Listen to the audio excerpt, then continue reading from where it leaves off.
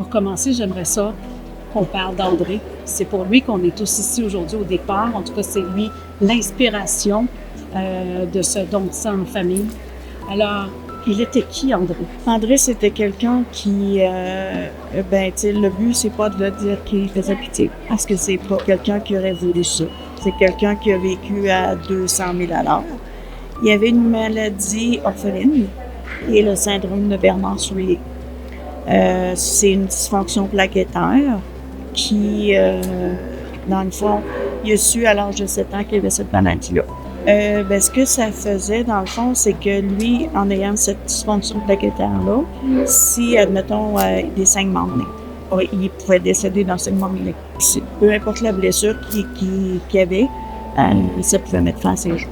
Émilie, Jennifer, vous êtes ses filles. Vous avez donc grandi avec un papa qui avait ce syndrome-là. Qu'est-ce que ça changeait pour vous?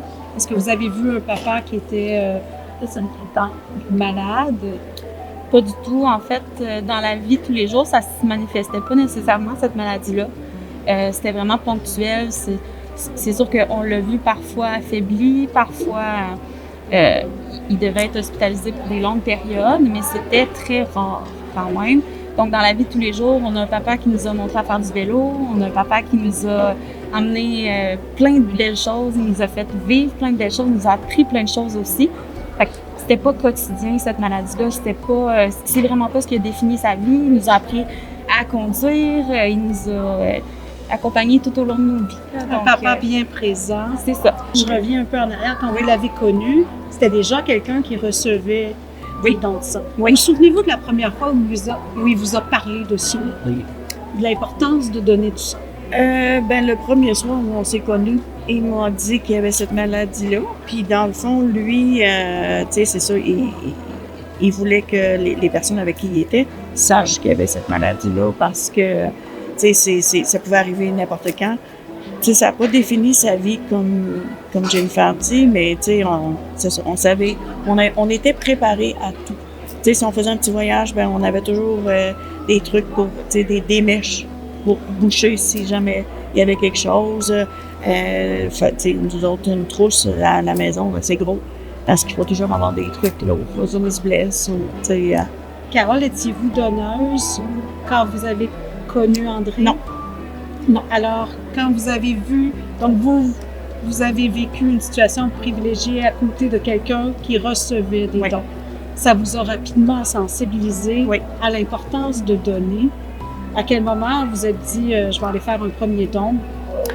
C'est venu à un moment donné du juste, je passais, puis il y avait, dans le temps, on avait posé un rendez-vous. Fait que j'ai dit, écoute, je vais le faire. On avait dit aux filles, à un moment donné, vous pourriez peut-être, moi, j'ai un groupe quand même AB positif, fait que ils m'appellent quand ils ont besoin de sang. Puis le fait d'avoir décidé de le faire en famille, c'est quand André était à l'hôpital. À un moment donné, les trois, parce que David a dit là, ils se sont parlé les trois, puis on dit, on va le faire. Puis chaque fois qu'on se faisait dire, écoute, les réserves, on voyait au TVA, peu importe, il y a plus de sang, c'est un stress. C'est un stress énorme pour les gens qui ont besoin, comme lui. Lui, c'était 3-4 par jour. Transfusion par jour. Fait que 7 jours sur semaine, 5 jours sur 7. C'est de l'importance de donner. Puis c'est pour ça que les enfants ont tout décidé de le faire, de se joindre à nous autres. C'est comme on dit, André a reçu plus de 2500 transfusions sanguines dans sa vie. C'est énorme. On vient de la campagne. C'est le nombre de personnes qui est dans le village. Tu fais comme... C'est énorme. Ces gens-là qui nous ont permis de passer plus de temps avec lui aussi, sans tous les gens qui ont donné pour lui ces 7 dernières années-là, puis même avant, parce qu'il y en a eu beaucoup avant aussi. On serait peut-être pas là aujourd'hui, en fait. Là. C'est ça. Quand je vous ai écrit, moi, c'était pour dire merci à ces gens-là. Merci, du fond du cœur d'avoir donné. Puis, c'est justement, ils savaient l'importance d'un don. Fait que des fois, ils se disaient, peut-être que je l'enlève à quelqu'un, mais il faut vraiment que les gens comprennent l'importance. C'est peut-être, 45 minutes, de passer par les étapes, mais pour ce que ça peut apporter à des gens, c'est bon. Les gens sont super gentils, les gens sont accueillants, ils discutent avec nous, ils nous posent des questions, s'intéressent vraiment. Puis on voit qu'il y a une belle reconnaissance aussi quand on vient pour une première fois. Moi, en tout cas, c'est en partie, puis naturellement avec la situation de mon père, mais c'est quelque chose qui fait en sorte que je reviens, justement. Ça n'a pas de...